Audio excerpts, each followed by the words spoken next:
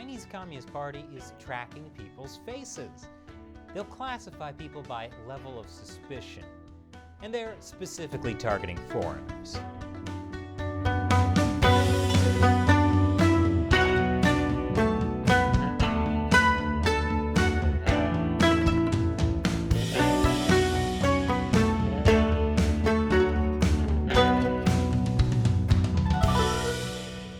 China Uncensored, I'm Chris Chappell. This episode is sponsored by Surfshark. You should be using a VPN, like Surfshark, to protect yourself whenever you go online. So, do you ever feel like we're living in the future? Well, China is, in the most horrifying dystopian way imaginable. They're building a surveillance system to monitor suspicious people. And by suspicious people, they mean all foreigners. The surveillance system also comes with an early warning mechanism. Like, how early? Pre-crime early? Is Tom Cruise going to have to replace his eyeballs to evade the Chinese Communist Party's new surveillance system? Although if he did have to replace his eyeballs, China is the place to do it, since the Communist Party does kill people and sell their corneas. Yeah, learning about China's forced organ harvesting is a real eye-opener. Of course, we all know China has been investing in surveillance technology for years. Back in 2018, the state-run People's Daily tweeted how facial recognition systems were being rolled out throughout China to help police crack down on criminals and improve security.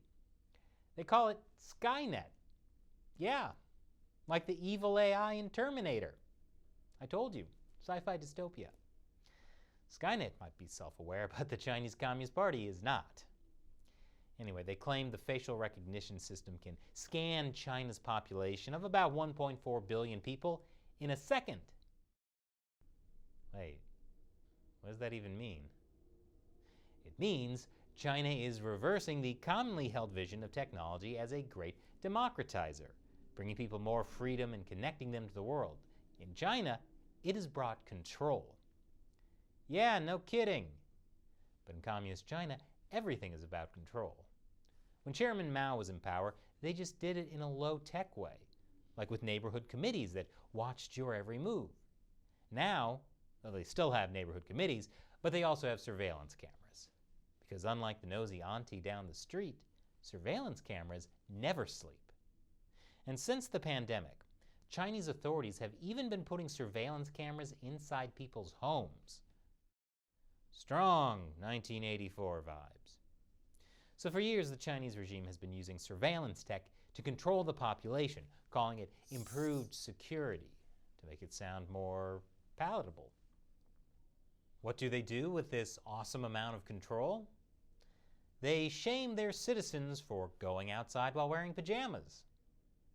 I can only assume they got that idea from Ray Bradbury. And when they have everybody's personal information in a single place, a data leak is a total disaster.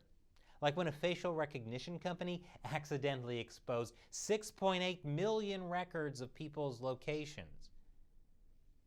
But of course, a little mistake like that isn't going to stop the Chinese regime from reaching their goal of tracking their 1.4 billion population, and then some. I'll tell you more after the break. Welcome back. China has been building up its surveillance technology for years. They especially use this technology to monitor ethnic minorities, like the Uyghurs in the Xinjiang region. In fact, China developed a lot of this technology in Xinjiang. It's been called a frontline laboratory for surveillance. Monitoring Uyghurs was pretty much the marketing campaign for Hikvision, a Chinese company that specializes in security cameras. Hikvision, by the way, sells security cameras all over the world, including in the US. That's why, even if you have never set foot in China, Hikvision's cameras have likely seen you. And if Hikvision's cameras have seen you, that means the Chinese Communist Party can see you too. So next time you see a security camera, say hi to the party. But the point is, the Chinese regime has long targeted specific groups for surveillance. But this latest development, where Chinese authorities are targeting journalists and foreign students, is new. This is happening in Henan province, which is here. It's one of China's largest provinces by population, with around 100 million people. According to a report by surveillance research firm IPVM, back in July, Henan province's Public Security Department issued a bid for a new security surveillance system. The system will be operated by at least 2,000 officials and policemen, and specifies that journalists will be divided into 3 categories: red, yellow, green, in decreasing order of risk. The document specifically lists people that the system will focus on as people of concern or people of interest to the state. In other words, a person of interest? Like I said, sci-fi dystopia. The list includes targeted journalists, international students, and women who are illegal immigrants from neighboring countries. And these targets are even listed in a chart. How blatant can you get? This bid came out around the same time foreign journalists were being harassed by locals for investigating the aftermath of the Zhengzhou floods, which were also in Henan. We did an episode about that. The Chinese government always stokes paranoia in Chinese people against foreign journalists, especially since the beginning of the CCP virus. Blaming foreign forces, a proud communist tradition. Both Reuters and the surveillance research firm IPVM reached out to Chinese officials in Henan for more information on the bid.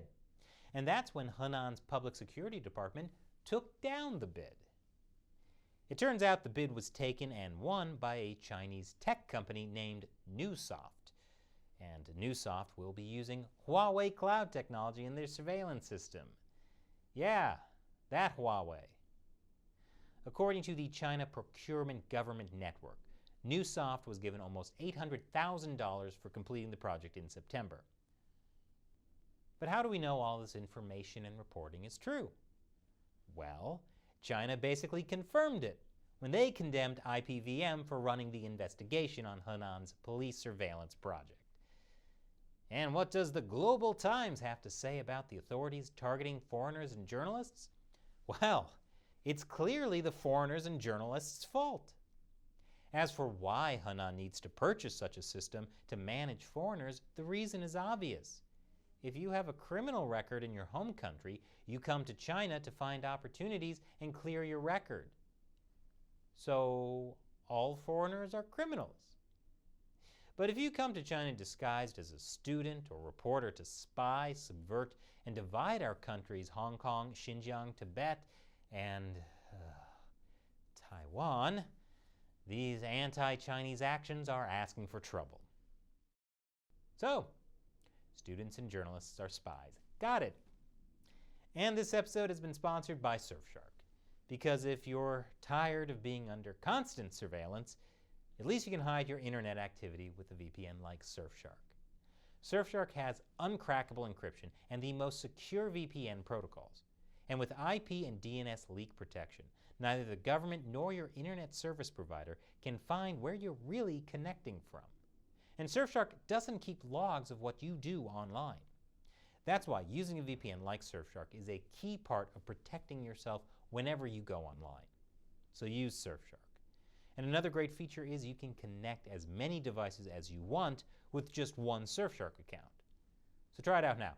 Surfshark has a special holiday season deal that includes 83% off a 2-year plan plus 4 extra months for free.